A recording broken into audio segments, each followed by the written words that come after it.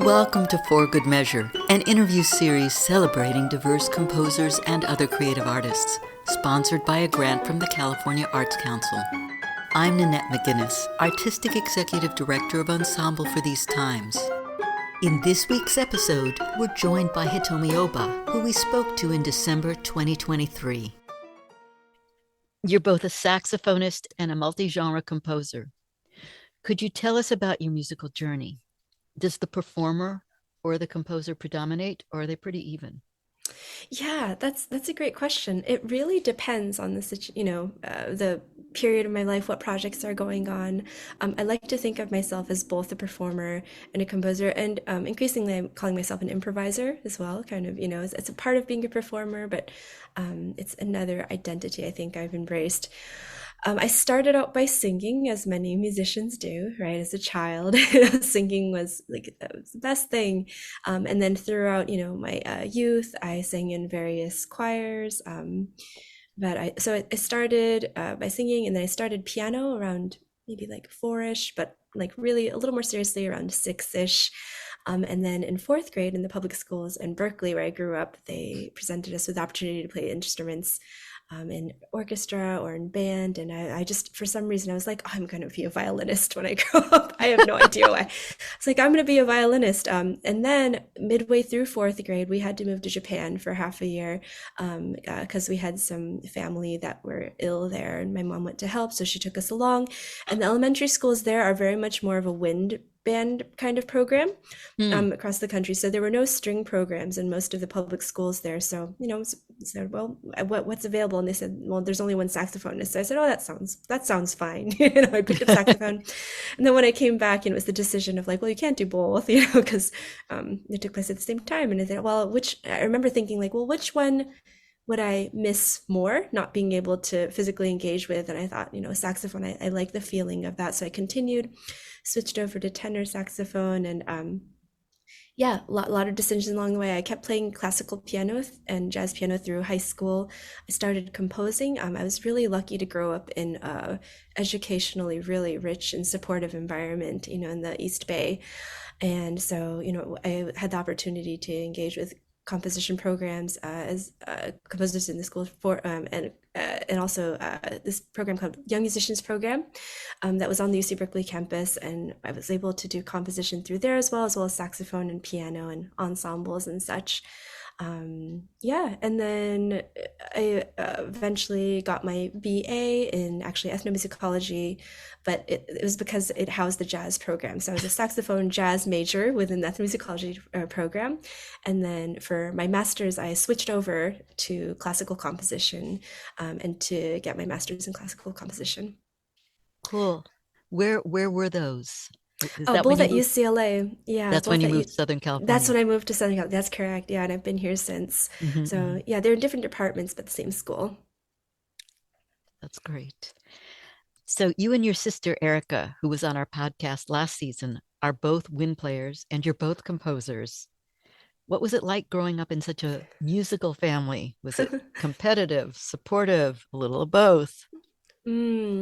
Yeah, as I get older, I've been appreciating more and more that we were able to have so many shared experiences.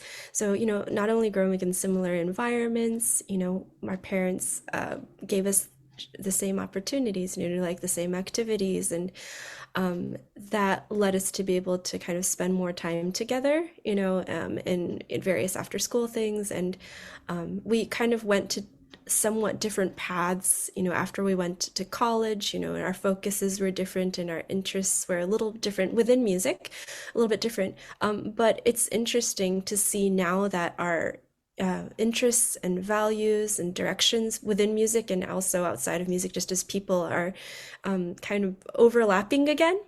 I mean, I attribute a lot of that to the fact that we had a lot of, the shared experiences and shared environments when we were growing up. So even though we kind of, split off a little bit, we're kind of finding our way back to similar things, which is, I appreciate that so much, not just only to, tangibly do projects together, but also just to be able to like understand each other better, and to have someone that really like gets you, as a person, but also as a musician. And so, it's just the two of us. So I really appreciate having this relationship with her. And it's our environments where I guess quite unique. Our parents are immigrants, but we grew up in a very like counterculture kind of environment in Berkeley. A lot of the Japanese people around us were, they valued the arts, and they're, you know, personally examining spirituality and philosophy and, like non-material values and, like nourishment, like everyone was really good at cooking, like all these kinds of things that we took for granted are feeding, finding their way back into our creative practices. Obviously, the educational programs I talked about, we have a lot of shared mentors as well. So, as educators now, we're both educators as well. We can kind of like draw on that and have similar frames of references, when we're bouncing ideas back and forth with each other and such. So, yeah, and obviously our parents, we share the same parents, so yeah, and I think it's interesting. I was mentioning that we're overlapping and somewhat converging on a lot of our creative directions. And I'm seeing because we talk a lot, we're like, oh yeah, like I recently realized that's, having to do with like some, a value of one of our parents and another parents, and so, broadly they kind of gave us the value and importance of art and music, say this is a really important thing, arts are important for humans, and the universe, That's true. Yes, and and that was kind of the backdrop within which we practiced music, but yes, more specific things as well we're seeing surface more and more. So yeah, overall I'm just very thankful to have another person, to exist with, that I can share these things with. I definitely noticed that as my sister and I get older, we're getting closer again also. Our paths were fairly different, but still that we're getting closer. And I'm curious, you said that you and Erica had different paths along the way. Do you want to expand on that any? Yeah, I guess so. I mean, so for instance, like she's gone into theater quite a bit. She went to theater quite a bit. And I that's not really a part. I mean, I've played in production shows and stuff, but that wasn't a large part of what I've been doing, for instance.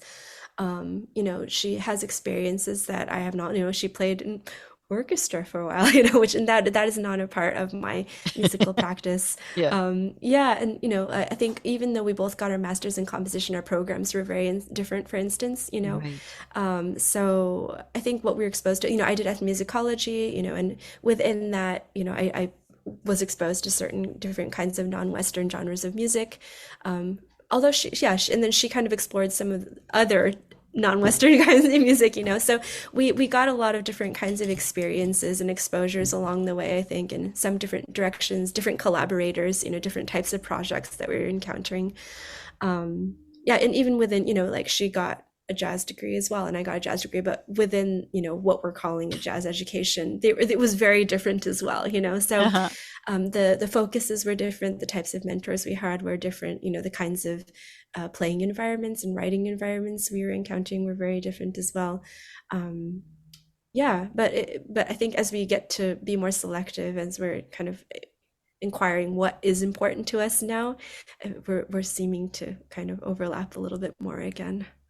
It makes sense. And it sounds like you came from such a rich family background. It's really nice. We're so grateful. Yeah, Yeah. I know not all the professional music, or not all of my peers share that kind of experience. So Thank you for listening to For Good Measure, and a special thank you to our guest Hitomi Oba for joining us today.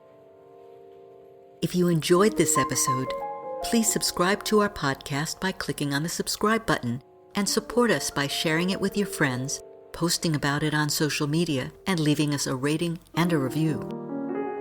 To learn more about E4TT, our concert season online and in the Bay Area, or to make a tax-deductible donation, please visit us at e4tt.org. This podcast is made possible in part by a grant from the California Arts Council and generous donors like you.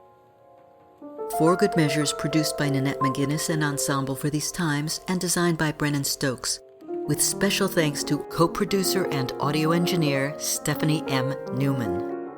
Remember to keep supporting equity in the arts and tune in next week for Good Measure.